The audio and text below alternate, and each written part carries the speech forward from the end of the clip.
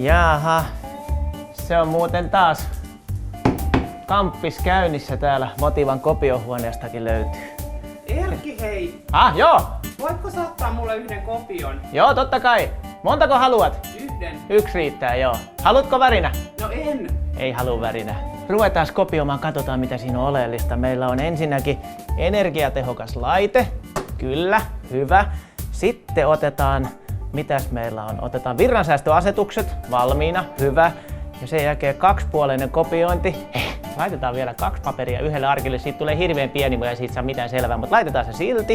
Meillä on vielä ympäristömerkittyä paperia, se on erittäin tärkeä. Tosta noin. Ja montako se nyt oli, mitä se Niina halusi? Se taisi olla 1. Hups, mitäs tässä nyt kävi? No, tosta. Ja, se on muuten erittäin tärkeää, että nämä kopiokoneen kaikki asetukset on kunnossa. Me voitaisiin paljon säästää metsävaroja, energiaa ja kaikkea muuta sillä, että me kopioidaan fiksusti. Meillä on virransäästöasetukset, meillä on kaksipuolinen kopiointi ja meillä on mustavalkoiset värit ja meillä on joutsen merkittyä paperia, meillä on ympäristömerkittyjä kopiokoneita ja kaikkea muuta. Tästä tulee aivan mahtava juttu ja se on ihan semmoinen uskomaton fiilis, kun pystyy pelastamaan maailmaa tekemällä kopiointia täällä Motivan kopiohuoneessa. Huhhuh. Kyllä taas Erkki tuli ja pelasti maailman.